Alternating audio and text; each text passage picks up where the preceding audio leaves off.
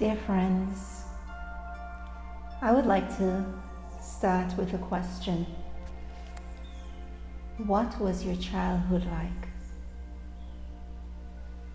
If you could relive it today, what would it look like? What would be different for you? If you could start your life all over, what would it be like?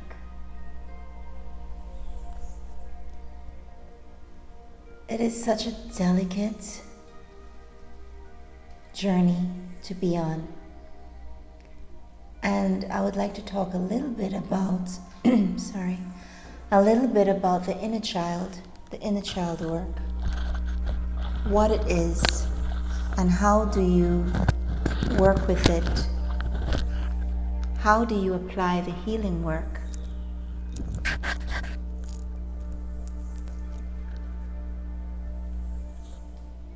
What is the inner child?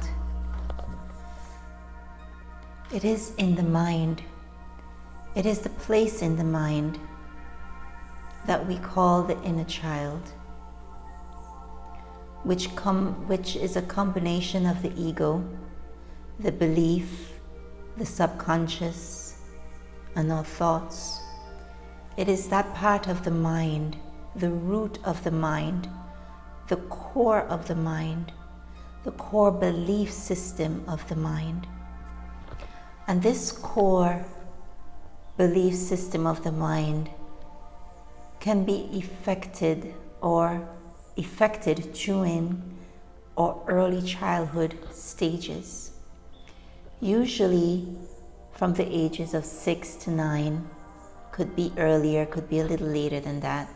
But in general, it's usually between 6 and 9 where you can be affected by childhood trauma, drama, and so forth.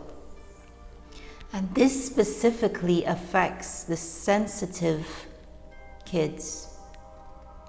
I myself was one of those that's had a lot of inner childhood issues, and I had to work on myself a lot to get through a lot of hurdles, and it was showing up in my life as a lot of behavioral disabilities. I had a lot of issues going on that was reflected in my attitude, in the way that I handle things, not wanting to be stretched, not wanting to go beyond my comfort zone. So there are things that could be coming up for you that shows maybe it's time to do a little bit of work so that you can be stretched a little bit and to go beyond and to make your life what you want it to be. Now, when it comes to that sensitive child being affected by the core beliefs that were developed, I must say that what could be occurring or what could happen is this sensitivity, the sensitive part of their mind was developed much faster at a quicker rate than the cognitive reasoning part of the mind, the logic mind. Something could have happened during those formative years that is reflected, where their cognitive reasoning or their logic mind, their thinking, needed to catch up with their emotions. Now, just to let that sink in a little bit and just to experience or to go back and just to be reminded, what was that like for you? Can you recall that? It's not how bad an experience was, but it's how we were logically capable of dealing with it. And when you're between the age of between the ages of very small to 9, let's say, that logical mind was not developed enough for you to have handled whatever experience that has happened to you. It could have been many forms of childhood trauma, but we can go through that in another video where we would look at childhood trauma and how it developed. But also, like in my situation, I was an overprotective child, and in overprotective children, they can have inner childhood issues. And what happens is that part of the mind, that core mind, gets blocked, gets locked, and you become stuck down in that situation. So I basically was stuck for many years, for probably like 40 years. And what happens when that happens, when you get stuck, it's like everything goes through that filter. So everything goes through that child mind filter where you were stuck, like a river being diverted through that channel. So somehow the adult mind is not being merged with the child mind, knowing how to reason, knowing how to think logistics and get through whatever experience that is there. Instead, you're stuck in that first experience that you went through that was traumatic for you, and all your thinking and logic is going through that now. So then that's where the fear comes in, the trauma comes in. So we call it inner child mind because that part of the mind acts like a child, where we're throwing tantrums, we don't want change, we want to stay in the familiar because that's where we feel in control. So when an event or a series of events may happen and the childlike mind cannot get their head around it, especially because you're more sensitive and your logic mind was not developed at the speed as explained as your sensitivity. So what happens is then it creates a shock in the child. It is too much, it is too traumatic. It creates a shock in the child through that experience, that traumatic experience that happened, whatever form of abuse this little darling went through. Then it becomes locked in. That child becomes stuck in this area.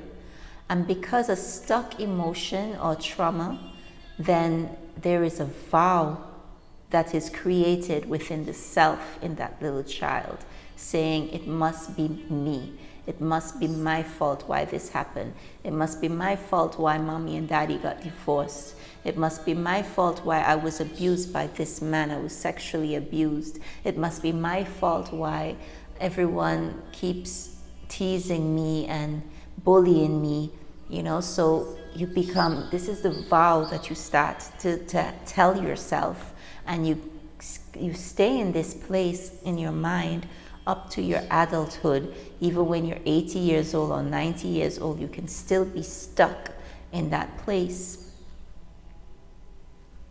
And it is really the victim mentality as well. And this becomes a belief that just stays stuck within you.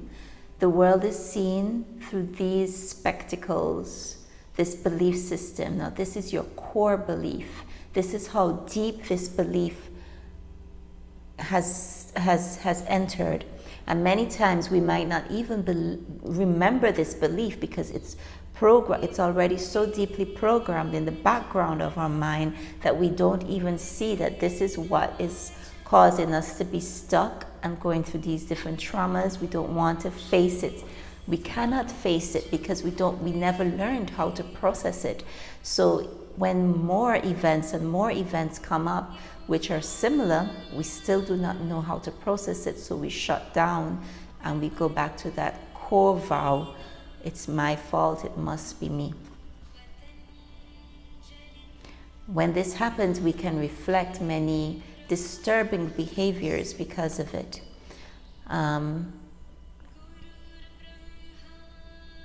We can become very immature, just like how a child would throw these tantrums, and even may say things that are not correct.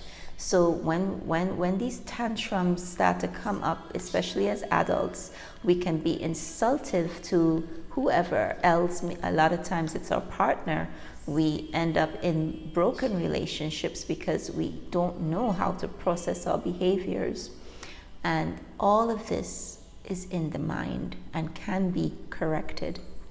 Imagine a beautiful garden, really lovely garden. Birds are flying, bees, trees look really nice, everything is beautiful, waterfall, little river, all kind of flowers, vegetation and so forth. But there is a patch that does not look very good. There are weeds right there. The garden now is no longer healthy because of this patch. Now, how do you fix this? You first have to clear away all the debris, clear away all the weeds, and then you plant new seeds. And then once again, the garden is flourishing and all beautiful. So this is the same way that the mind works. So in order to heal this inner child wound, we got to clear away the wrong thoughts. We got to clear away the core belief system and plant new seeds in there. When things don't go your way, that's when the inner child tantrum really can come up, acting the same as when you were a kid. And this inner child, it's very, very stubborn, but very, very smart, because it's not stupid at all. It recognizes when a change is happening. And what it really needs, that it doesn't even realize, what this inner child needs, what it's really craving above all things, is to be educated, to know how to deal with itself, know how to shift, to be retrained.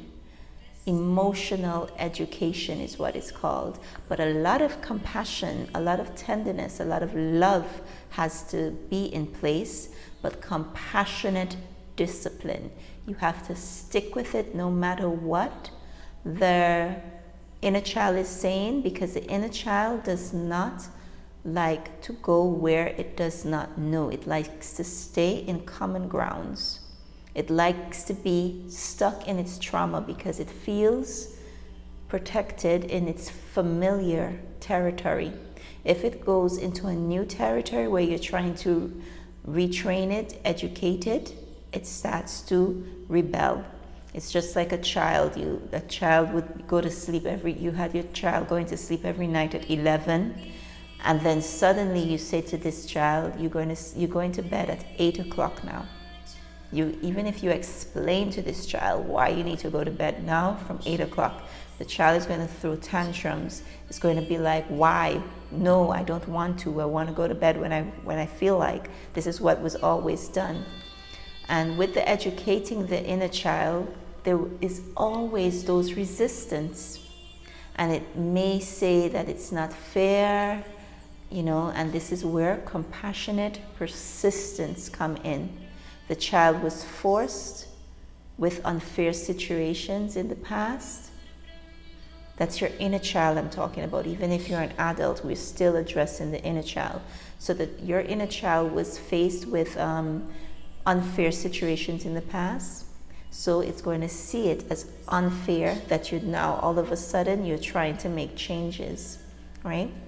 And you have to be persistent, compassionate, persistent. So when you push at it, you push out the inner child, you push the inner child out of his comfort zone, this inner child can say it's very scared, it's very fearful, it's very doubting, and it wants to hide away. But compassionate persistence is what will create that change. Reasoning with that inner child, remembering the original traumatic experience, the original traumatic event, and when that was created, when the belief file was created, having compassion for that, but persisting with changing and healing this inner child. The inner child really does not want to go down that road again when it sees, you know, it has to deal with certain things, pulling the weed out of the garden.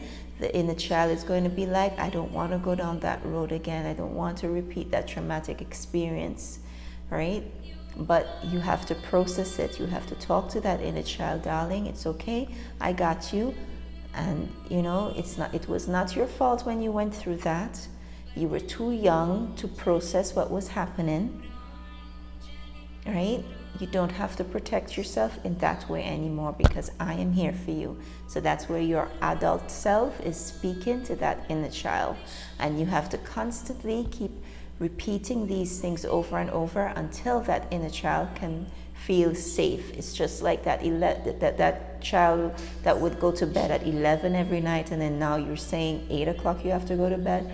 That first day it's going to throw a lot of tantrum, but every day it starts getting more and more accepting of this change, and then eventually the child just goes to bed at 8 with no drama, with no tantrum, sees the benefit, wake up the next day early and bright, feeling nice and good. So it's the same way we have to deal with our adult inner child in that situation. And always remember, the inner child really doesn't like change. So maybe it's time to do some healing work and to learn how to work with your inner child. Maybe this is something that you're ready for, and it's going to be highly beneficial to you, because this inner child can be holding you back from your success, right? The way you've been doing things all the time has shown that this is the result that you've been getting. Now, if you want to get a different result, we have to start to shift and to heal these little shadows inside of us. So join my 90-day workshop. If this is something that you're ready for, join my 90-day workshop, Healing the Inner Child for Success. And it's a one-on-one program where we meet once a week. It will be 12 weeks. We meet once a week. And you're given shadow work, you're given transformational work every week, you're given homework, action steps to take with you, and work on that a little bit every day. And then we have great discussions when we meet again for that following week. We set goals and we take steps towards getting there in 12 weeks, only 12 weeks. So the child may grow and throw these tantrums when we are doing this work, but you have to still stay grounded. We have discussions here to give you the guidance to walk through step by step for your healing. So we can begin with 12 weeks. We use tools, compassionate discipline that will be taught to you, compassionate techniques that are taught to accomplish the success in your training. You're taught love and compassion. You're taught positive self-talk, merging the adult mind and the child mind. So message me and just say, I am ready, and I will send you the details and we can get started. And also, there's a bonus here, a very special promotion going out where I'm offering full sponsorship to one customer. And to apply for this and to be chosen, you would need to send me an email with this one. You send me an email to KeishaTheCoach@gmail.com and let me know why this is important to you, why you are ready. And then I will assess to make sure that it is, you are actually, well, what I'm going to be doing, it depends on how many applicants that come in. And I'm going to be choosing the one, in my opinion, who is most ready and willing to do the work for the change, right? And then you will be selected. It will be like a lotto.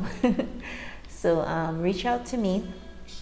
I'm Keisha, and I'm a certified health and life coach, wellness coach, working with transformation, transformating your habits, creating goals, setting positive ways towards your future, empowering you to live the best version of your life that you can live.